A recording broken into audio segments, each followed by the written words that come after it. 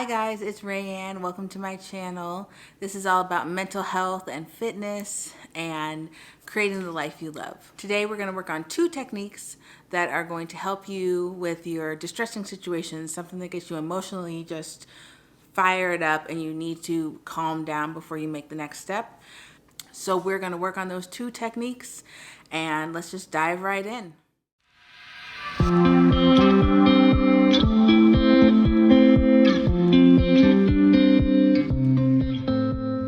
Okay, so those 2 techniques are distract and do one thing. They go together and you'll see why in a little bit. Distract is actually a pretty good one. It's after you've stopped. So the stop technique is in my channel. If you did not see it, go check it out. If you did see it, then you know that stop is a way to cut off those cognitive distortions in their tracks and try to focus on something new, something better, something more positive. So you stop the cognitive distortion in their tracks, and then you're like, okay, now what? The first thing you want to do is distract yourself. So it's the first technique we're going to learn, distracting yourself. Distracting yourself can mean many different things to many different people. For me, I exercise, so I'll go on my elliptical downstairs, I'll go for a walk, I'll go for a jog. Sometimes I'll just dance it out. That's my technique. One of my techniques, another one I do is knitting. It's something with my hands I just keep active with, and I'm fully immersed in that particular project at the time, so I can kind of focus on that instead of focusing on the problem at hand. Some people like lawn and gardening. I'm not too into that, but if you like, you can go out, you can mow your lawn, you can weed, you can garden, vegetable garden, flower garden, whatever you have. Some people like family board games, puzzles, video games. That's a big distract right there. It takes you to another world entirely. And some more distracting techniques, some that people use is like cooking, baking. That's something that people can do.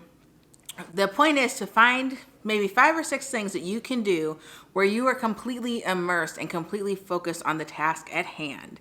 So when you're sitting there and you're doing the baking, or when you're sitting there and you're doing the knitting, or you're playing your video game, you're going to be fully immersed. Enough so to get your mind off of the distressing situation and onto something else. And it helps you reset your emotions so that you can make a logical choice. So that's distract. It's simply picking 5 or 6 things. You want to create a list, and you want to keep that list somewhere where you can get to it easily in case of emergencies, in case of those distressing situations where you feel like you're just going to explode.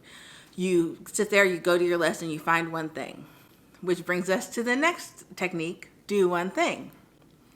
You're going to pick one of your distracting techniques, and you're going to do that one thing for 20 minutes, at least 20 minutes. So 20 minutes. So you're going to, for me, I'll knit for 20 minutes. And if at the end of 20 minutes, if you do not feel like you can make a logical choice or you can make a less reactive choice, then you need to sit there, take a step back, and do that 20-minute thing again. Maybe pick something different. If you're in the middle of a movie, you can watch the whole movie. You don't have to stick to 20 minutes exactly. It's 20 minutes or longer, let's put it that way. So you're going to sit there and you're going to do that 20-minute thing, reassess at the end, decide if you feel better. If you do not feel better, you're going to do the 20-minute thing again. You can pick something different, like I said, but typically, as long as you are fully immersed, that is what you're counting on. That's what you want to be doing. So distract, do one thing.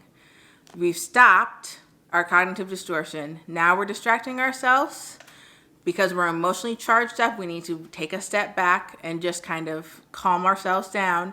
And then we're doing one thing to really make sure that we don't move forward in a negative action.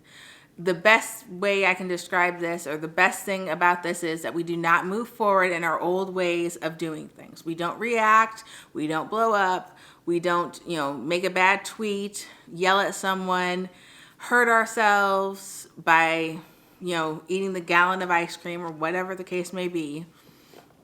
We're going to sit there and we're going to do a positive thing. So once we're in a positive state of mind, then we can decide how to handle the distressing situation.